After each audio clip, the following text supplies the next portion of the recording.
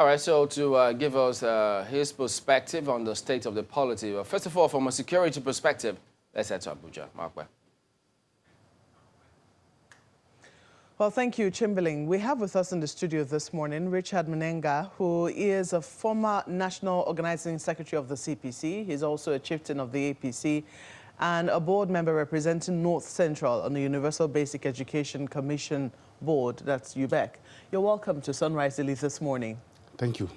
Well, if we're going to look at some of the boards, I mean, one of the boards that you sit on, or the board that you currently sit on, education, we've been told that the security situation is also affecting the education that our citizens ought to be getting. We seem to be in dire straits right now with regards to security.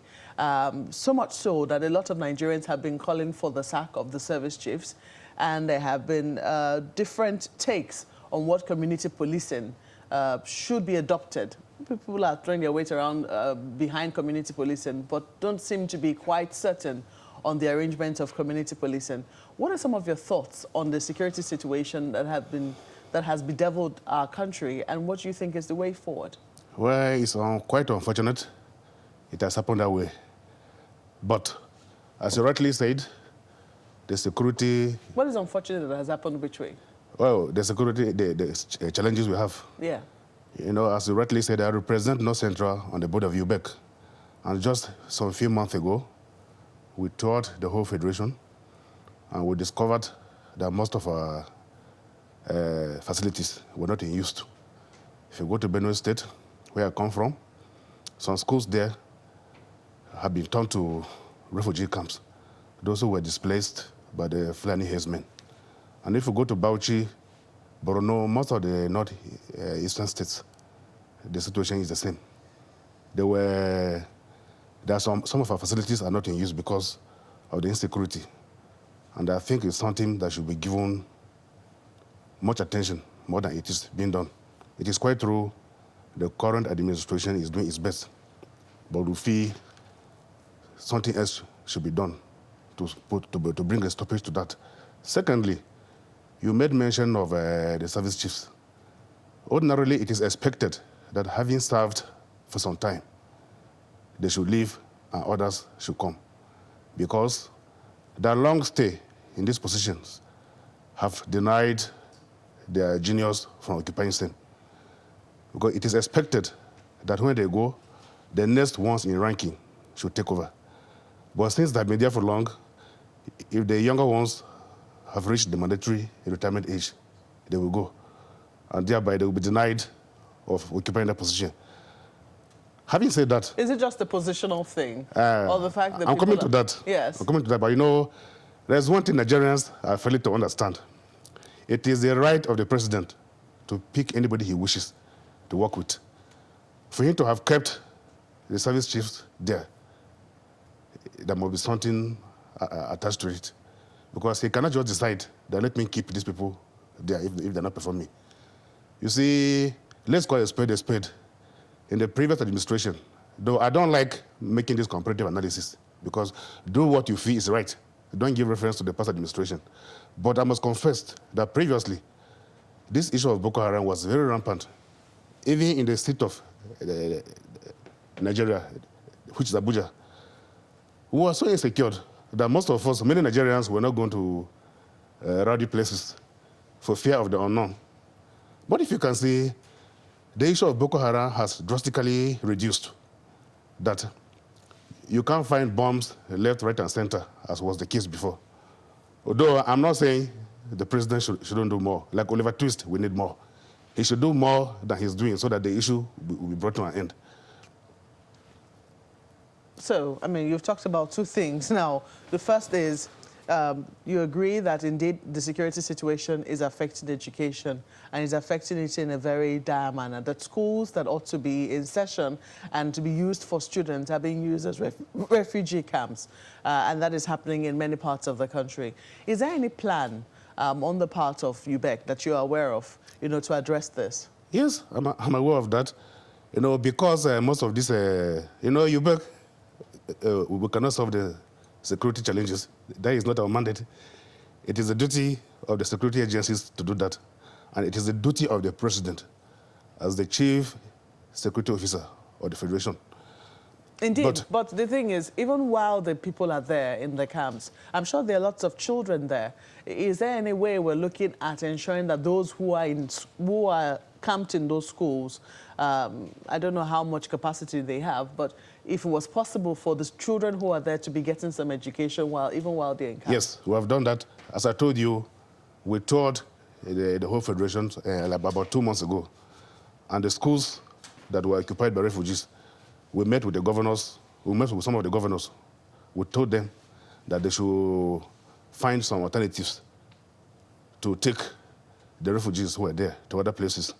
And for the kids who are in the various camps, we met with the state SUBEBs to make sure that if there is anything that will be done for those who are there to be receiving some education while they're there.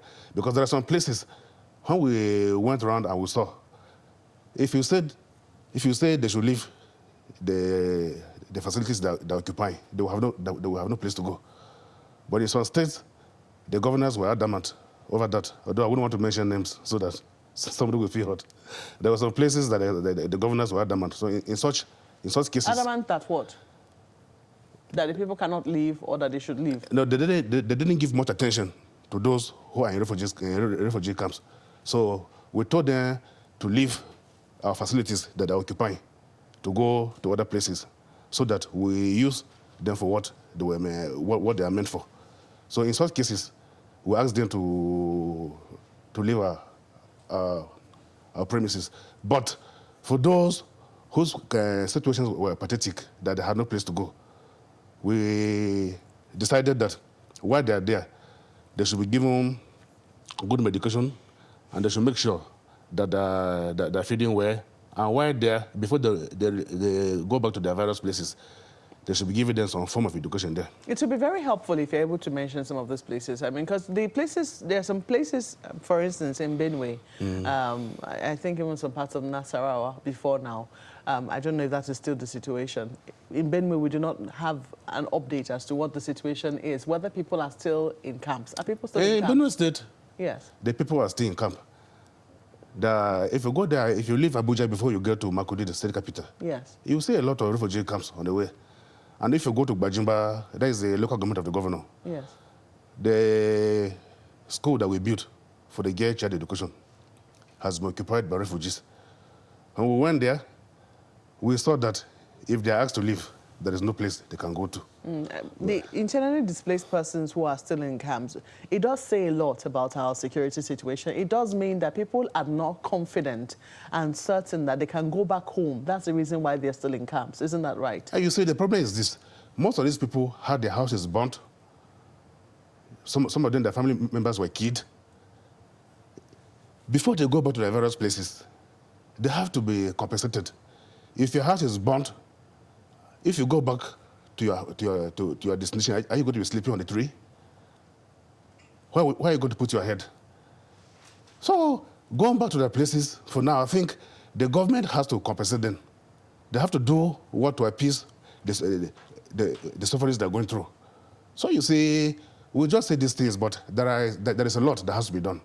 Let's take, for example, if you go to Bajima now and tell those who are there, those who are in the refugee camps, those who are occupying the girl child, this thing that was built, that they're occupying, if we tell them to leave, you're adding more sufferings to them. Where would they live to? Their houses were burnt, their properties were destroyed, they have nowhere to go to. So these things are very difficult. Yeah, but the truth of the matter is we're not hoping that they stay in those camps forever. Yes. At some point, we're hoping that they would actually go back and resettle in their villages or in their towns, as the case might be. So the question is, have we been able to identify some of the challenges that these people face in going back? If it's about rebuilding, it could be that they might need state support to be able to rebuild their homes. But the question is, for them to go and rebuild, do they feel confident enough that the areas that they vacated have now been secured and that it is safe for them to return? Because that's the first question that people would ask. Is it safe for them to go back? Yes, in some places it is safe. In some places? Yes, in my local government in Konde, a lot of people were displaced, but they have gone back to their various homes. And I know even in Agato local government, some people have gone back to their various homes. But you see, those who have gone back to their various homes, some have done one or two things to go back. But others are from less privileged homes. If you ask them to go, number one, where would they go and stay? So the question, I'm trying to bring this all back to security. Yes. Because security, yes, it's about keeping the people safe. Yes. It's also about ensuring that they have a good livelihood. Isn't that right? Yes. In that regard, would you say that we have taken the matter up as seriously as we ought to? When you hear the outcry from the National Assembly, which maybe a lot of people feel that, initially the security situation looked like it was getting better, but right now it looks like it's deteriorating again. When they ask the service chiefs to go, it's not because they don't like their faces. They believe that maybe they want new ideas. It's not solely about promotion. Isn't that right?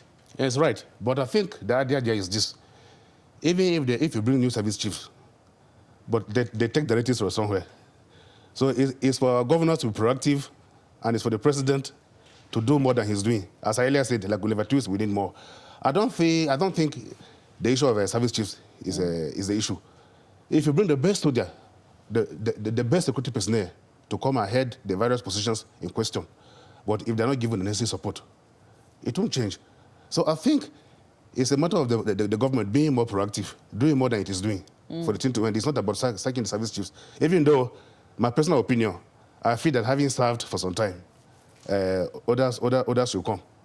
But at the same time, it is the right of the president to choose who he's comfortable working with. So I don't think what Nigerians should say is that the president should do more than he's doing about the security situation. Isn't that what they're saying? Isn't that what Nigerians but are everybody saying? is laying emphasis on the sacking of the service chiefs. They're talking about, well, it depends on who you're listening to. There's been a lot of talk around community policing. We saw the backlash, the controversy generated as a result of the Southwest governors coming together to come up with Amotekun. Even in your state, in Benue, where you had the livestock guard, that did not come without its own controversy as well. But the question will be, has it worked so far in trying to at least calm down tensions and safeguard lives and property since it was introduced? Well, in civilized nations, state police is very, very important. But believe you me, if that is brought into Nigeria today, governors will use it for politics as talks. Go through history. I haven't talked about state policing. I'm saying that what has been introduced in your state right now, is it working? Well, I can say it is working, and because I'm not responsible for it. I don't think you need to give a political answer. It's not a political answer. Yeah. If you see, before there were this random movement of livestock everywhere, but now you can't see that. There was a day I was going to Benue, and I saw that they were trying to arrest some of the animals that were moving up and down. So random movement of this livestock is not happening like before. Before, if you are going, you have to wait for cows or stuff to cross over before you pass. And they were going about to destroy people's farms. And I've never had any issue of crashes between farmers and herders. So to an extent, I will say it is working. So that's why I'm giving a political answer. I must give credit to them that in that aspect, it has succeeded. Although there are many issues, but I don't think it is necessary for us to discuss that. So, indeed, just as a closing comment, would you then say, in the light of what your experience has been in Benue, would you say that every state should look inwards and come up with solutions that could solve their own peculiar security challenges? It depends on the modus operandi of the security outfits these people are trying to put in place. There are certain things that are supposed to be done only by the security personnel. So if you are bringing some outfits now, and they are to do some services that are similar to what the police or the military is doing, then you are trying to create some crisis. But like the livestock guard in Benue, which you have said, from what I see, their duties are clearly defined. So I don't know if what the Southwestern governors are trying to bring have the same functions. So I wouldn't want to comment on that because I don't know whether what they are doing is supposed to be done by what they're supposed to do is being done by the security agencies. So it depends on what these various groups are set up to do. Okay. Well, I think it's a fine place to leave it. We have to thank you for sharing your thoughts with us this morning. Richard Mnenga is the former National Organizing Secretary of the CPC, a chieftain of the APC, and a board member representing North Central on the Universal Basic Education Board. Thank you for coming on Sunrise Today this morning. You're welcome. The program continues shortly. Please stay with us.